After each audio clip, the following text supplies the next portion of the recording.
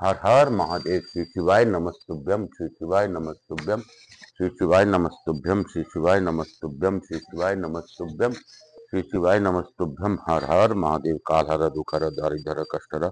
हर हर महादेव, हर हर महादेव। बोलबम का नारा है, बाबा एक सार भरा है। बोलबम का नारा है, बाबा एक सहारा है। हर हर महादेव। शंभु शंभु। बोलबम बोलबम बोलबम। मातृ देवी व पितृदेव व सब पितृ देवताभ्याम ओम नमः शिवाय, ओम नमः शिवाय, ओम नमः शिवाय, ओम नमः शिवाय, ओम नमः शिवाय, ओम नमः शिवाय, ओम नमः शिवाय, ओम नमः शिवाय, ओम नमः शिवाय, ओम नमः शिवाय, ओम नमः शिवाय। श्री शिवाय नमस्तुभ्यम। हर हर महादेव, हर हर महादेव, घर घर महादेव। श्री शिवाय नमस्तुभ्यम। हर हर महादेव। काल हर दुखर दारिधर कष्टर। हर हर महादेव। शंभु शंभु। बोलबम का नारा है, बाबा एक सहारा। आप सबों को वंदन करते हुए, प्रथम पूज्य देव गणपति गणेश जी महाराज का आह्वान करते हुए उनसे प्रार्थना करता हूं कि इस कथा स्थल पर पधार कर प्रथम पूजता स्वीकार करते हुए आवाहित समझ देवी देवताओं को आने का मार्ग। हे दसों दिशा के स्वामी, आप ही हैं जो दसों दिशा को मुक्त करके सभी देवी देवताओं को आने का मार्ग देते हैं।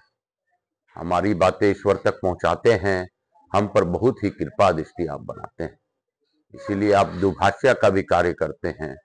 आप लंबोदर हैं, गजमुख हैं, गजानंद हैं और विघ्नहर्ता है। सभी प्रकार के विघ्नों को हरण करने वाले हैं। आप सभी कष्टों को निवारण करने वाले हैं।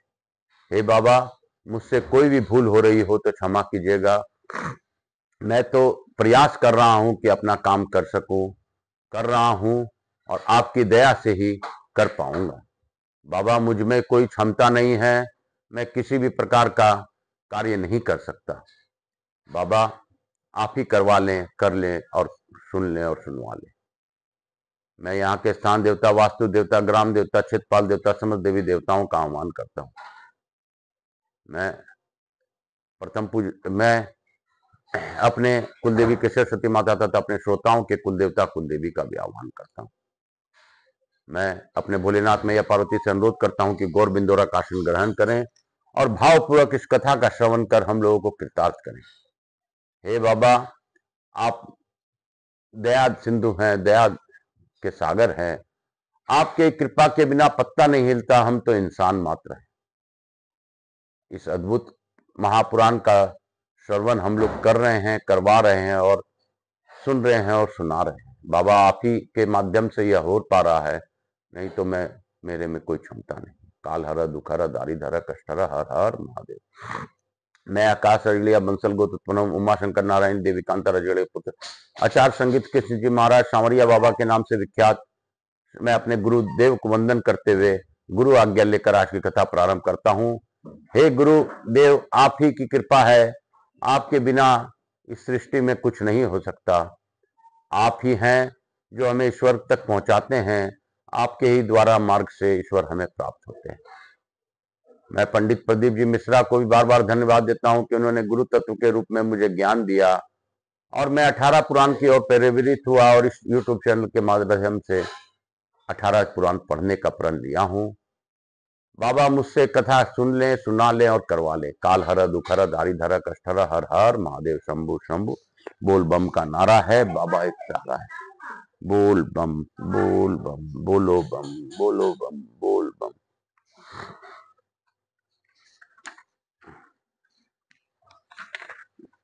काशी काशी शिव काशी, मोक्ष नगरी काशी की जय। मोक्ष नगरी काशी की जय।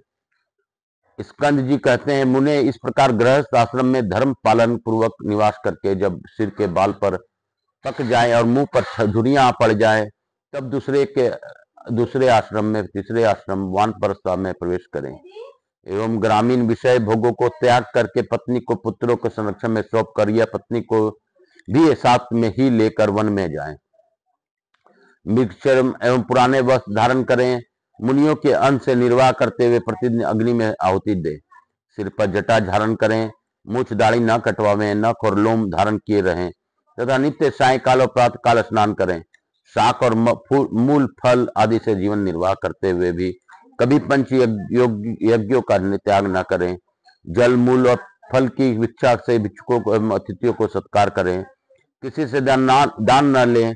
स्वयं ही दूसरे को दान दें एवं मन और इंद्रियों को संयम में रखें। सदग्रंथों के स्वाध्याय में तत्पर रहें। वैतानिक अग्निहोत्र का विधि पूर्वक हवन करें। स्वयं लाए हुए मुनि जनोचित अन्न द्वारा देवताओं के लिए यज्ञ भाग अर्पित करें। लसोड़ा, लोसुआ, सहजन, धरती का फूल, मांस और मधु, इन सब को कभी काम में न ले।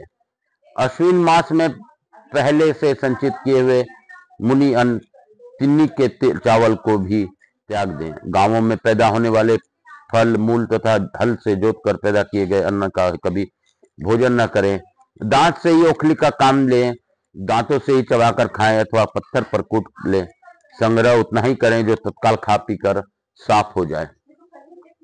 अथवा 1 मास के लिए भोजन का संग्रह कर सकता है, अथवा 3 मास, 6 मास या अधिक से अधिक 12 मास तक के लिए अन्न और फल मूल आदि का संग्रह करें।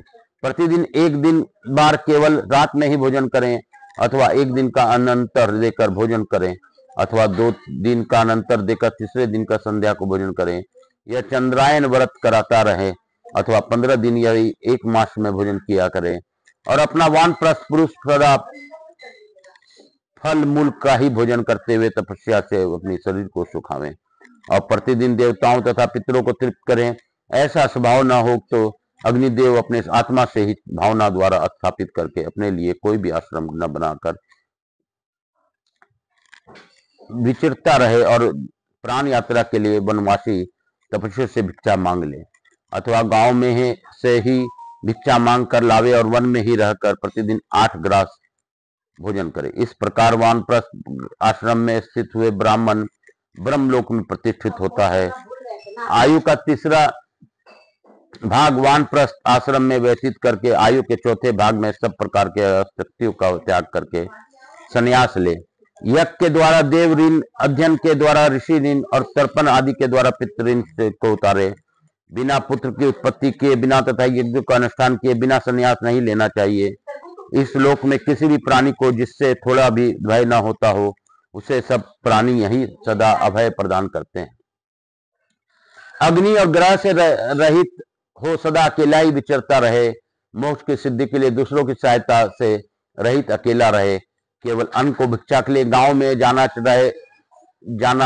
चाहिए। सन्यासी न हो तो जीने की इच्छा करे, न तो मरने की ही।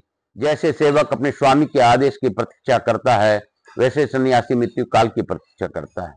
जो कहाँ भी ममता नहीं रखता और सर्वत्र ममता के भाव में युक्त रहता है, वृक्ष के नीचे ही जो सो जा लेता है, वह मुमुक्षु इस लोक में प्रशंसित होता है।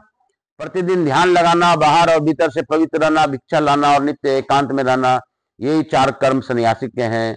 इससे भिन्न कोई 5वां कर्म नहीं है। वर्षा के 4 महीने में सन्यासी कहीं विचरण न करे, क्योंकि उस समय यात्रा करने से नूतन बीज के अंकुर और जीव जंतुओं की हिंसा होती है।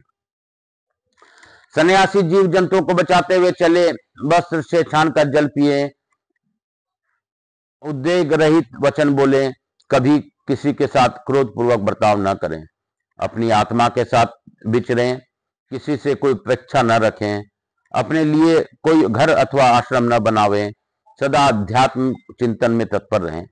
केश और नख आदि का संस्कार न करें, मन और इंद्रियों को वश में रखें, भगवा रंग का वस्त्र पहने, दंड धारण करें, भिक्षा के अन्न का भोजन करें और अपनी प्रसिद्धि न होने दें। तुम भी काष्ठ, मिट्टी अथवा बांस का पात्र सन्यासी के लिए उत्तम है। इससे भिन्न किसी 5वीं वस्तु का पात्र नहीं होना चाहिए। सन्यासी को कभी तेजस पात्र, पित्तल, कांसी आदि का बर्तन नहीं ग्रहण करना चाहिए। यदि प्रतिदिन कोड़ी भर भी जहां से धन संग्रह करे, तो उसे 1 सहस्त्र गौओं को वध का पाप लगता है। यह सनातन श्रुति है। यदि एक दिन भी वह हृदय में स्नेह भाव से आसक्ति पूर्वक किसी स्त्री को देख ले, तो उसे 2 करोड़ ब्रह्म कल्पों तक कुंभी पाक नरक में निवास करना पड़ता है। इसमें संशय नहीं है। वह केवल एक समय भिक्षा के लिए विचरण करे,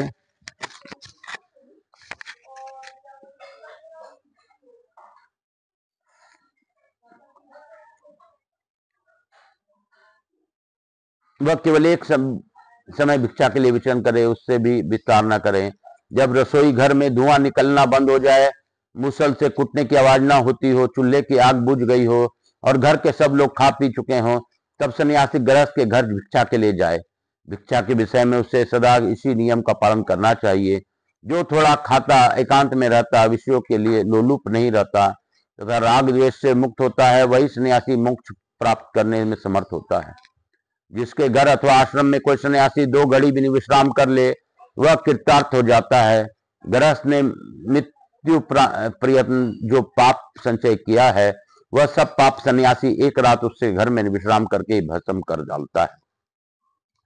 बुढ़ापा सबको दबा लेता है, जिसमें असम्य दुख होता है, रोग की पीड़ा भी सहनी पड़ती है, एक दिन उस शरीर को त्याग देना पड़ता है।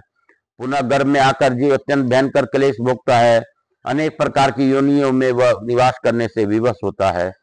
उसे कभी प्रियजनों का वियोग का और कभी अप्रिय जनों के संयोग का कष्ट प्राप्त होता है। अधर्म से दुख की उत्पत्ति होती है, फिर नरक में निवास होता है और नाना प्रकार के नारकीय योजनाओं भोगनी पड़ती है। कर्म दोष के कारण मनुष्यों को अनेक प्रकार की गति होती है। यह शरीर अनित्य है और परमात्मा नित्य है। इन सब बातों को देखकर और इस पर भली भांति विचार करके मनुष्य जहां कहीं भी, जिस आश्रम में भी रहे, मोक्ष के लिए प्रयत्न करता रहे।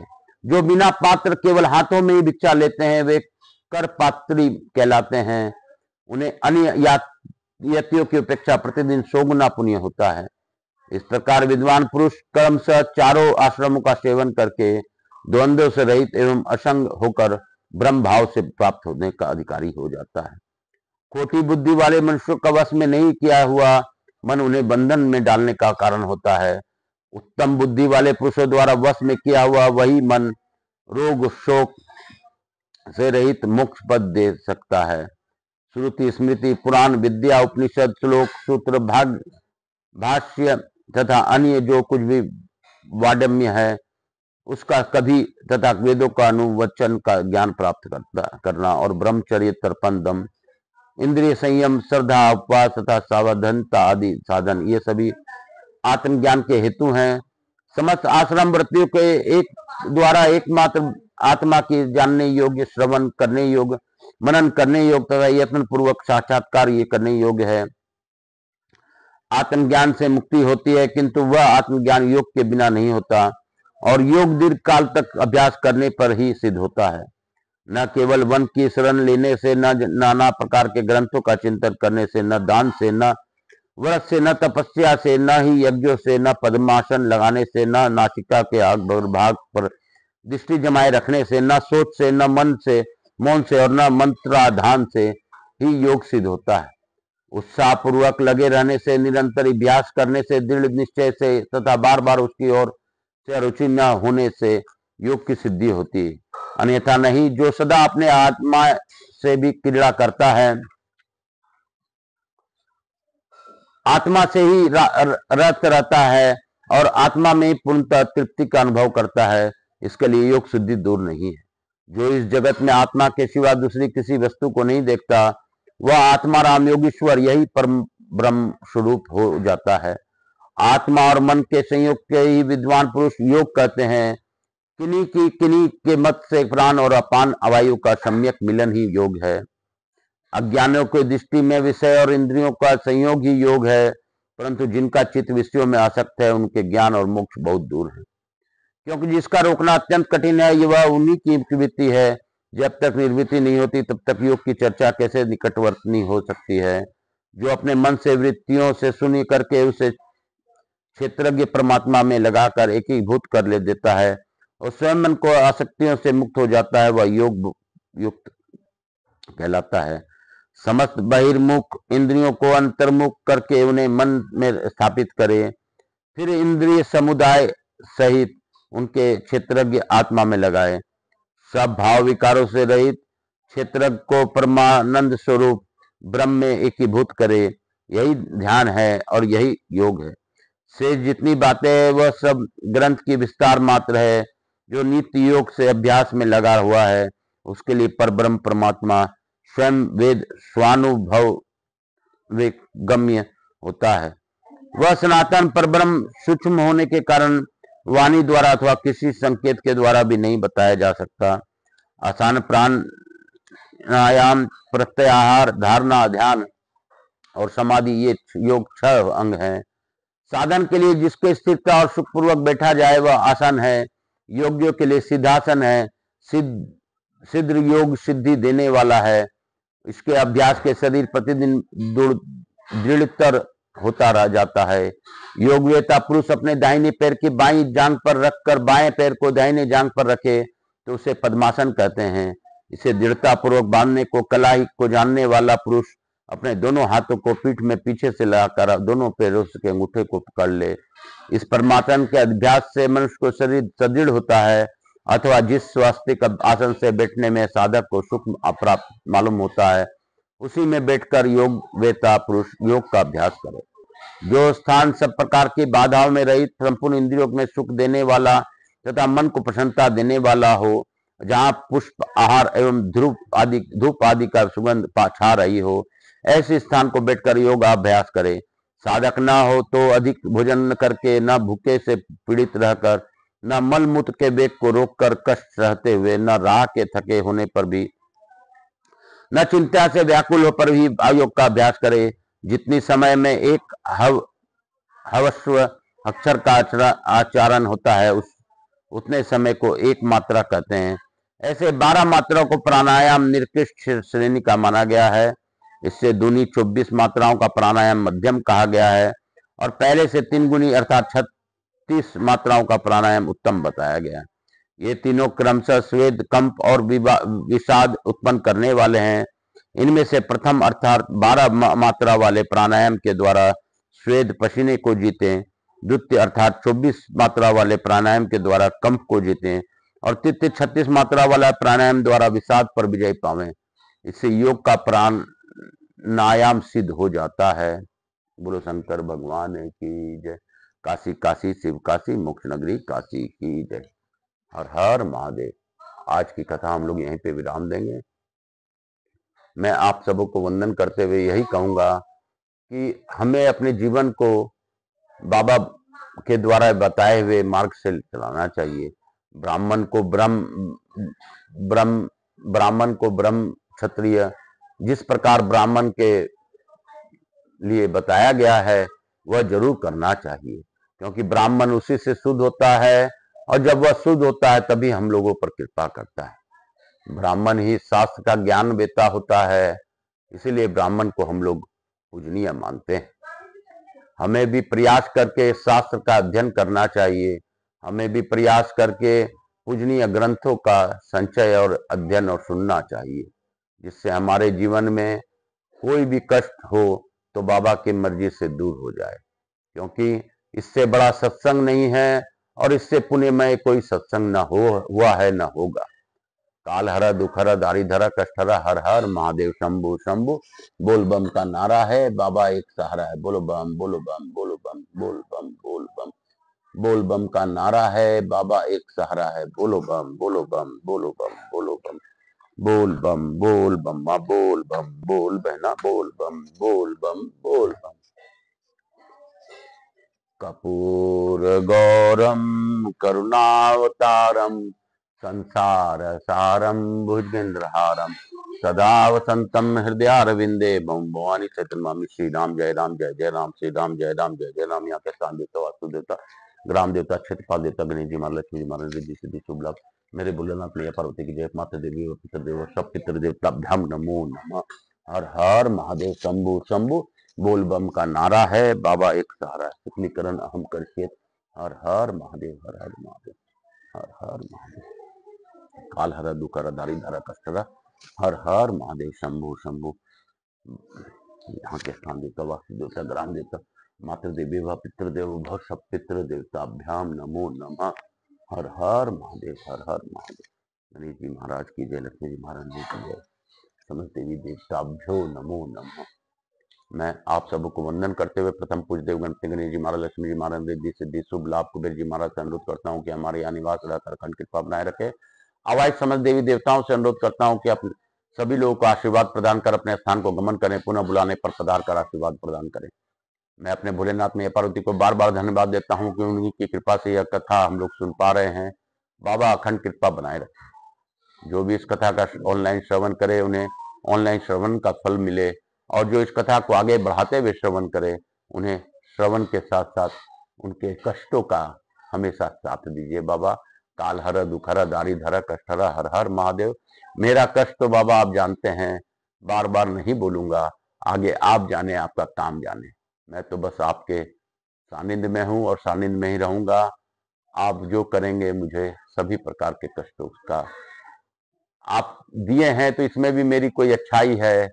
कष्ट बिना शायद मैं पकू नहीं। काल हर दुख हर दारी धर कष्ट हर हर हर महादेव शंभु शंभु। बोल बम का नारा है बाबा एक सहारा, बोलो बम बोल बम का नारा है बाबा एक सहारा, बोलो बम बोल बम बोल बम बोल